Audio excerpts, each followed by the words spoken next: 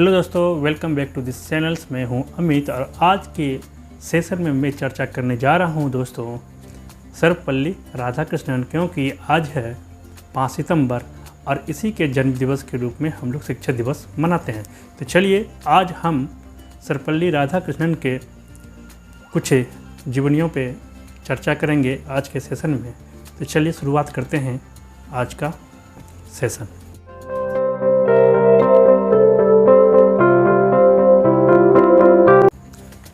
सर्वप्रथम डॉक्टर सर्वपल्ली राधाकृष्णन जो थे दोस्तों, वो 5 सितंबर 1888 से लेकर के 17 अप्रैल 1975 तक इसका जीवन यापन रहा दोस्तों। भारत के प्रथम उपराष्ट्रपति 1952 से लेकर के 1962 तक रहे थे और द्वितीय राष्ट्रपति भी रहे थे। वे भारतीय संस्कृति के संवाहक, प्रख्यात शिक्षाविद, महान दार्शनिक और एक आस्थावान हिंदू विचारक के थे। उनके इन्हीं गुणों के कारण सन 1954 में भारत सरकार ने उन्हें सर्वोच्च सम्मान भारत रत्न से अलंकृत किया था। उनका जन्मदिन 15 सितंबर को भारत में शिक्षक दिवस के रूप में मनाया जाता है। किनके जन्मदिन पे? सर्वपल्ली राधाकृष्णन के जन्मदिन पे हमारे देश में शिक्षक दिवस के रूप में मनाते हैं।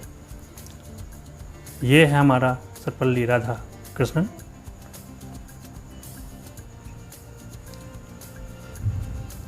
भारत के जो दूसरे राष्ट्रपति थे, इसका कुछ कार्यकाल जान लेते हैं हम लोग। सबसे पहले 13 मई 1962 से लेकर के 13 मई 1967 तक इनका कार्यकाल रहा, जिसमें प्रधानमंत्री जो थे गुलजारी लाल नंदा जो प्रथम कार्यविद, लाल बहादुर शास्त्री गुलजारी लाल नंदा द्वितीय कार्यविधि थे।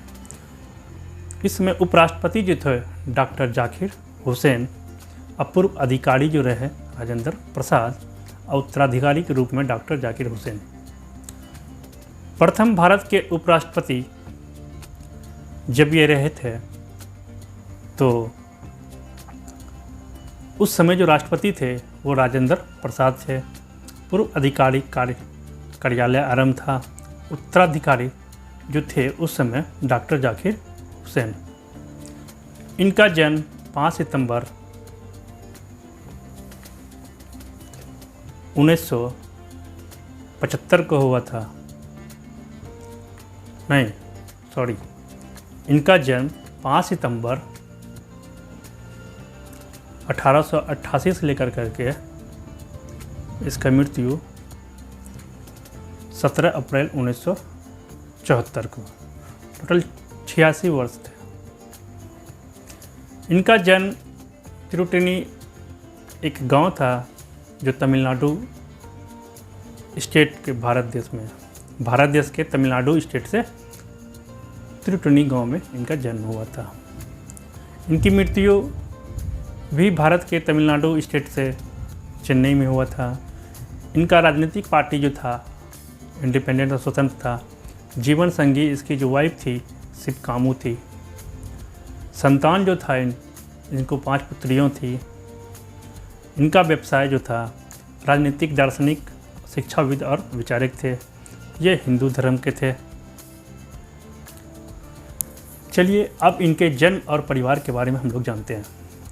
डॉक्टर राधाकृष्णन का जन्म जो हुआ था तत्कालीन मद्रास प्रेसिडेंसी के चित्तूर जिले के तिरुतनी ग्राम के एक तेलुगु भाषाई ब्राह्मण परिवार में 5 सितंबर 1888 ईस्वी को हुआ था।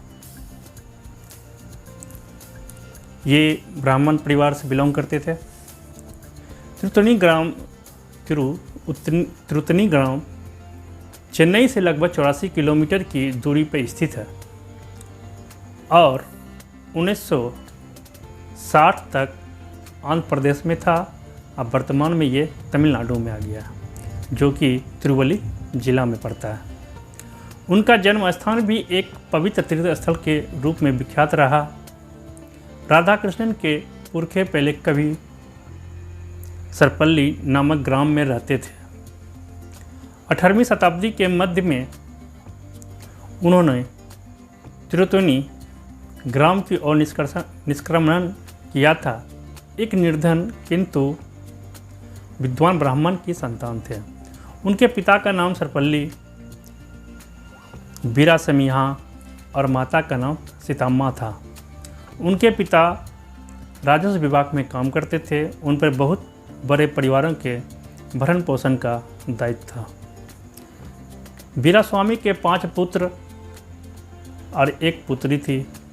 राधा कृष्णन का स्थान इन संतानों में से दूसरा था। उनके पिता काफ़ी कठिनाइयों का सामना किया, क्योंकि वो ज़्यादा संतान होने के कारण से। इसके कारण से बालक जो थे राधा कृष्णन को बचपन में कोई विशेष सुख प्राप्त नहीं हो पाया था। राधा कृष्णन को चलिए अब राधा कृष्णन के कुछ स्टूडेंट लाइफ देखते हैं हम लोग। राधा कृष्णन का बाल्यकाल तिरुत्तनी एवं तिरुपति जैसे धार्मिक स्थलों पर ही व्यतीत हुआ। उन्होंने प्रथम 8 वर्ष तिरुत्तनी में ही गुजारे। यद्यपि उनके पिता पुराने विचारों के थे और उनमें धार्मिक भावनाएं भी थी, इसके बावजूद उन्होंने राधा कृष्णन को क्रिश्चियन मिशनरी संस्था लूथरन मिशन स्कूल तिरुपति में 1896 से लेकर 1900 के मध्य विद्या अध्ययन के लिए भेजे। फिर अगले 4 वर्ष उन्होंने 1900 से 1904 की उनकी शिक्षा बेलूर में हुई। उसके बाद उन्होंने मद्रास के क्रिश्चियन कॉलेज मद्रास में शिक्षा प्राप्त की। वो बचपन से ही मेधावी थे। इन 12 वर्षों के अध्ययन काल में राधा कृष्णन ने बाइबल के महत्वपूर्ण अंश भी याद कर लिए थे। बाइबल जो होते कृष्ण का, इसके लिए उन्होंने विशिष्ट योग्यता का सम्मान प्रदान किया गया। उस उम्र में उन्होंने स्वामी विवेकानंद और अन्य महान विचारकों का अध्ययन भी कर लिया था। उन्होंने 1902 में मैट्रिक स्तर की परीक्षा उत्तीर्ण की और उन्होंने छात्रवृत्ति भी प्राप्त किया। इसके बाद उन्होंने 1905 में कला संकाय परीक्षा प्रथम श्रेणी में उत्तीर्ण की। उन्हें मनोविज्ञान, इतिहास और गणित विषय में विशेष योग्यता की टिप्पणी भी उच्च प्राप्तांकों के कारण मिली। इसके अलावा क्रिश्चियन कॉलेज मद्रास ने उन्हें छात्रवृत्ति भी दी। दर्शन शास्त्र में एमए करने के पश्चात 1918 में वे मैसूर महाविद्यालय में दर्शन शास्त्र के सहायक प्रधानाध्यापक के रूप में नियुक्त हुए। बाद में उसी कॉलेज में वे प्राध्यापक भी रहे। डॉक्टर राधाकृष्णन ने अपने लेखों और भाषणों के माध्यम से विश्व को भारतीय दर्शन शास्त्र से परिचित कराया। सारे विश्व में उनके लेखों की प्रशंसा की गई। इसकी दाम्पत्य जीवन के बारे में भी कुछ जान लेते हैं। उस समय मद्रास के ब्राह्मण परिवारों में कम उम्र में ही विवाह संपन्न हो जाता था और राधाकृष्णन भी उसके अपवाद नहीं रहे। 8 मई 1903 ईस्वी को 14 वर्ष की आयु में उनकी विवाह शिवाकाम नामक कन्या के साथ संपन्न हुआ। उस समय उनकी पत्नी की आयु मात्र 10 वर्ष थी। कितनी थी? 10 वर्ष। 3 वर्ष बाद उनकी पत्नी ने उनके साथ रहना आरंभ किया। यद्यपि उनकी पत्नी शिवाकामा ने परंपरागत रूप से शिक्षा प्राप्त नहीं की थी, लेकिन उनका तेलुगु भाषा पर अच्छा पकड़ था। वो अंग्रेजी भाषा भी लिख पढ़ सकती थी। 1907 में उन्होंने कला स्नातक की उपाधि प्रथम श्रेणी में प्राप्त की और दर्शन शास्त्र में विशिष्ट योग्यता भी प्राप्त की। 1908 में राधाकृष्णन दंपति को संतान के रूप में पुत्री की प्राप्ति हुई, जिनका नाम उन्होंने सुमित्रा रखा। शादी के 6 वर्ष बाद 1909 में उन्होंने कला में स्नातक को उत्तर अध्ययन के दौरान वह अपनी निजी आमदनी के लिए बच्चों को ट्यूशन पढ़ाने का भी काम किया।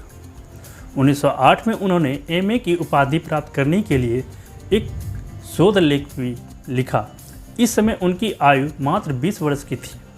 इससे शास्त्रों के प्रति उनकी ज्ञान पिपासा बढ़ी। शीघ्र ही उन्होंने वेदों और उपनिषदों का भी गहन अध्ययन कर लिया। इसके अतिरिक्त उन्होंने हिंदी और संस्कृत भाषा का भी रुचिपूर्वक अध्ययन किया। अब इसकी दौर हिंदू शास्त्रों के गाढ़ा अध्ययन भी था इसके पास।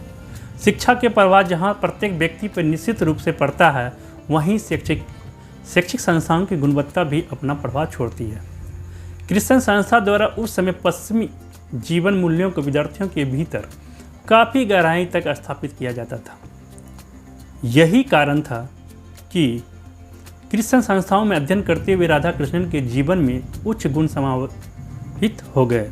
लेकिन उनमें एक अन्य परिवर्तन भी आया जो कि क्रिश्चियन संस्थाओं के कारण ही था।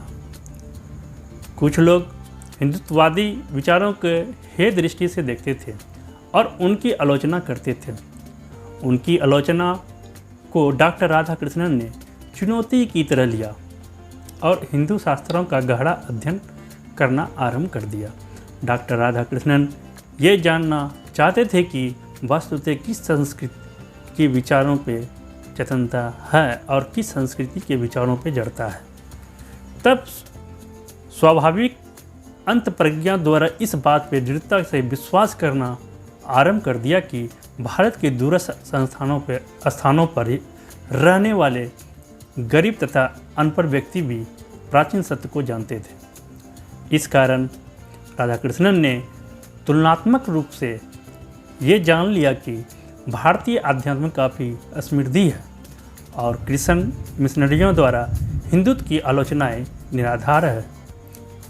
इससे इन्होंने ये निष्कर्ष निकाला कि भारतीय संस्कृति धर्म, ज्ञान और सत्य पे आधारित है, जो प्राणी को जीवन का सच्चा संदेश देती है। अब इसका कुछ भारतीय संस्कृति के बारे में जानते हैं, इसका योगदान। डॉक्टर राधाकृष्णन ने यह भी भली भांति जान लिया था कि जीवन बहुत ही छोटा है, परंतु इसमें व्याप्त खुशियाँ अनिश्चित है। इस कारण व्यक्ति को सुख दुख में संभव से रहना चाहिए। वस्तुतः मृत्यु एक अटल सच्चाई है जो अमीर गरीब सभी को अपना ग्रास बनाती है और किसी प्रकार के वर्ग भेद नहीं करते। सच्चा ज्ञान वही है जो आपके अंदर के अज्ञान को समाप्त कर सकता है। सादगीपूर्ण संतोष वृत्ति का जीवन अमीरों के अहंकारी जीवन से बेहतर है। जिनमें असंतोष का निवास है, एक शांत मस्तिष्क से बेहतर है। तालियों की उन गड़गड़ाहटों से जो संसदों एवं दरबारों में सुनाई देती है, वस्तुतः इसी कारण डॉक्टर राधाकृष्णन भारतीय संस्कृति के नैतिक मूल्यों को समझ पाने में सफल रहे, क्योंकि वे मिशनरियों द्वारा की गई आलोचनाओं के सत्य को स्वयं परखना चाहते थे। इसलिए कहा गया है कि आलोचनाएं परिशुद्धि के कार्य करती हैं। सभी माताएं अपने बच्चों में उच्च संस्कार देखना चाहती है। इसी कारण वो बच्चों को ईश्वर पर विश्वास रखने, पाप से दूर रहने और मुसीबत में फंसे लोगों की मदद करने का पाठ पढ़ाती है। डॉक्टर सर्वपल्ली राधाकृष्णन ने यह भी जाना कि भारतीय संस्कृति में सभी धर्मों का आदर करना सिखाया गया है और सभी धर्मों के लिए समता का भाव भी हिंदू संस्कृति की विशिष्ट पहचान है। इस प्रकार उन्होंने भारतीय संस्कृति की विशिष्ट पहचान को समझा और उसका काफ़ी नज़दीक हो गया।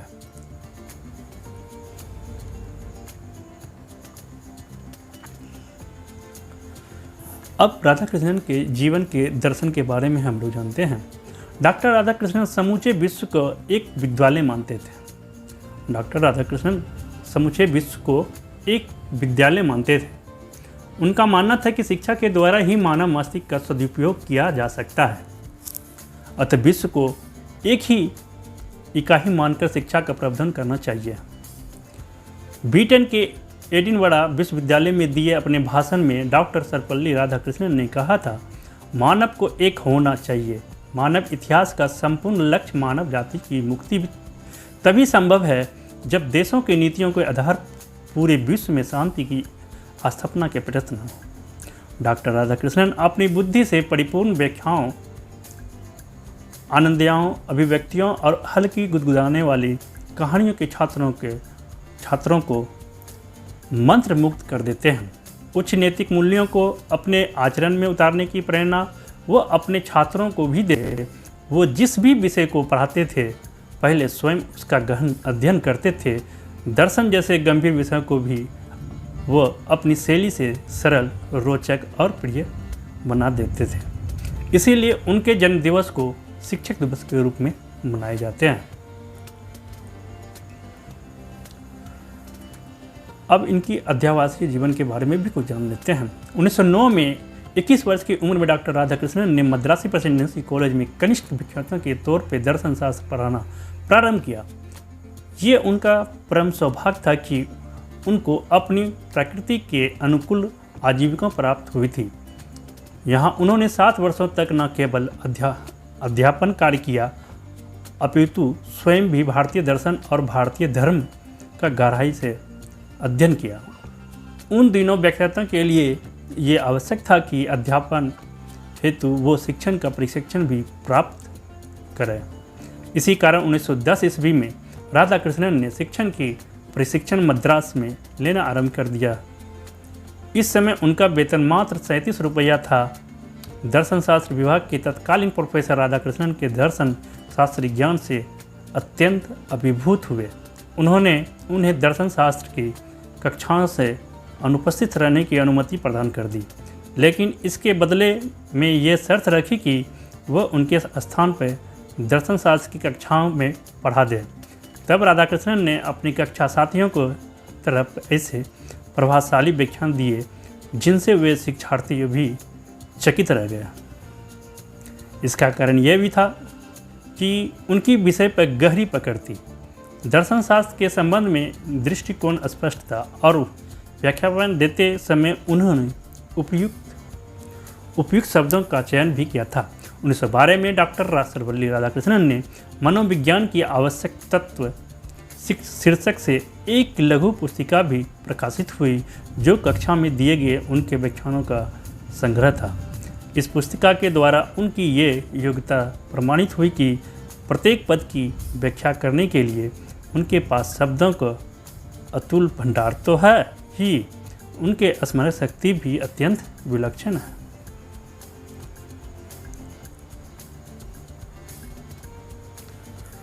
अब इसके कुछ उपाधियों के बारे में जानते हैं।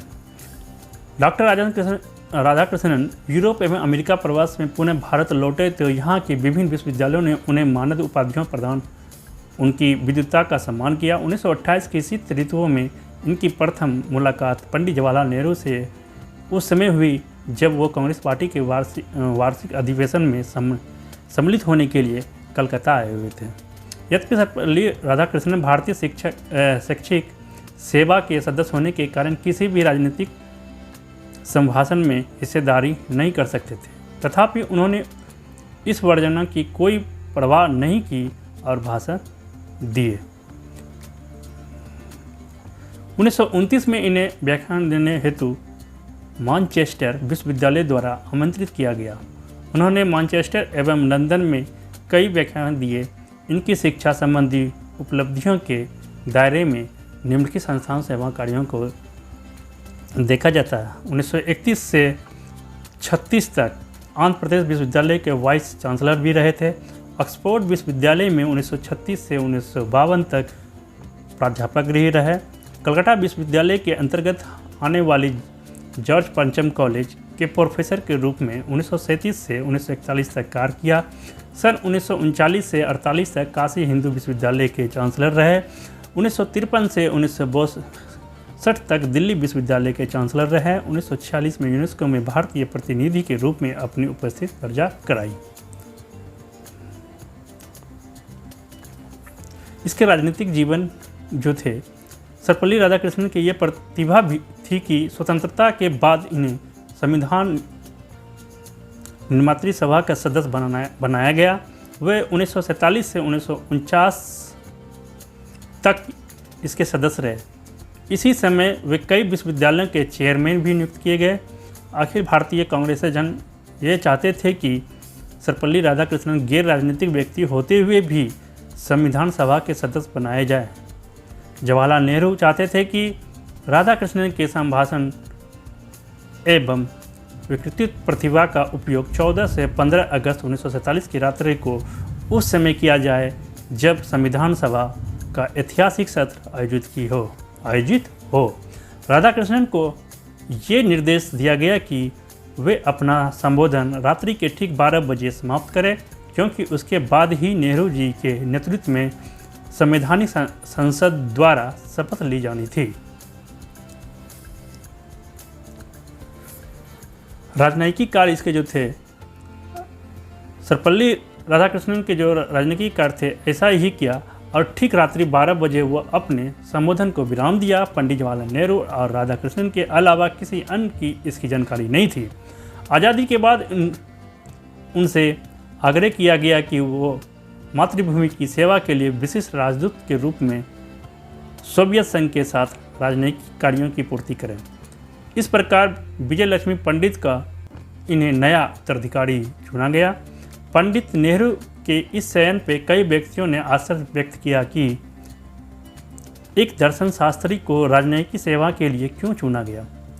उन्हें यह संदेह था कि डॉक्टर राधाकृष्णन की योग्यताएं सौंपी गई जिम्मेदारी के अनुकूल नहीं है, लेकिन बाद में सर्वपल्ली राधाकृष्णन ने यह साबित कर दिखाया कि मॉस्को में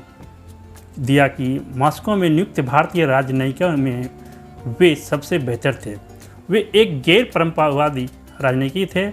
जो मंत्रणाएं देर रात्रि होती थी वे उनमें रात्रि 10 बजे तक ही भाग लेते थे, क्योंकि उसके बाद उनके शयन का समय हो जाता था। जब राधाकृष्णन एक शिक्षक थे तब भी वे नियमों के दायरों में नहीं बंधे थे। कक्षा में ये 20 मिनट देरी से आते थे और 10 मिनट पूर्व ही चले जाते थे। इनका कहना था कि कक्षा में उन्हें जो व्याख्यान देना होता था वो 20 मिनट के पर्याप्त समय में ही संपन्न हो जाता था। इसके उपरांत भी ये विद्यार्थियों के प्रिय एवं आदरणीय शिक्षक बने रहे। जब ये उपराष्ट्रपति बने 1952 में सोवियत संघ से आने के बाद डॉक्टर राधाकृष्णन उपराष्ट्रपति निर्वाचित किए गए। संविधान के अंतर्गत उपराष्ट्रपति का नया पद सृजित किया गया था। नेहरू जी ने इस पद हेतु राधाकृष्णन का चयन करके पुनः लोगों को चौंका दिया। उन्हें आश्चर्य था कि इस पद के लिए कांग्रेस पार्टी के किसी राजनीतिक का चुनाव क्यों नहीं किया गया। उपराष्ट्रपति के रूप में राधाकृष्णन ने राज्यसभा में अध्यक्ष का पदभार भी संभालना। सन 1952 में वो भारत के उपराष्ट्रपति बनाए गए। बाद में पंडित नेहरू का यह चयन भी सार्थक सिद्ध हुआ, क्योंकि उपराष्ट्रपति के रूप में एक गैर राजनीतिक व्यक्ति ने सभी राजनीतिज्ञों को प्रभावित किया। संसद के सभी सदस्यों ने उनके कार्य व्यवहार के लिए काफ़ी सहारा। उनकी सदस्यता दृढ़ता और विनोदी स्वभाव के लोग आज भी उन्हें याद करते हैं। शिक्षक दिवस हमारे देश के द्वितीय किंतु अद्वितीय राष्ट्रपति डॉक्टर सर्वपल्ली राधाकृष्णन के जन्म 5 सितंबर को प्रतिवर्ष शिक्षक दिवस के रूप में मनाया जाता है। इन दिन समस्त देशों में भारत सरकार द्वारा श्रेष्ठ शिक्षकों को पुरस्कार भी प्रदान किया जाता है। इनको भारत रत्न में भी लेते। 1931 में ब्रिटिश साम्राज्य द्वारा सर की उपाधि प्रदान की गई थी, लेकिन स्वतंत्रता प्राप्ति के पश्चात उसका औचित्य डॉक्टर राधाकृष्णन के लिए समाप्त हो चुका था। जब वे उपराष्ट्रपति बन गए तो स्वतंत्र भारत के प्रथम राष्ट्रपति डॉक्टर राजेंद्र प्रसाद जी ने 1954 में उन्हें उनकी महान दार्शनिक एवं शैक्षिक उपलब्धियों के लिए देश का सर्वोच्च अलंकरण भारत रत्न प्रदान किया गया। तो चलिए दोस्तों, आज के सेशन में हम लोग सर्वपल्ली राधाकृष्णन के बारे में, उसके जीवन के बारे में जाने। यदि अच्छा लगा हो तो वीडियो को लाइक करेंगे, शेयर करेंगे और कमेंट करेंगे। आज के लिए इतना ही। जय हिंद, वंदे मातरम।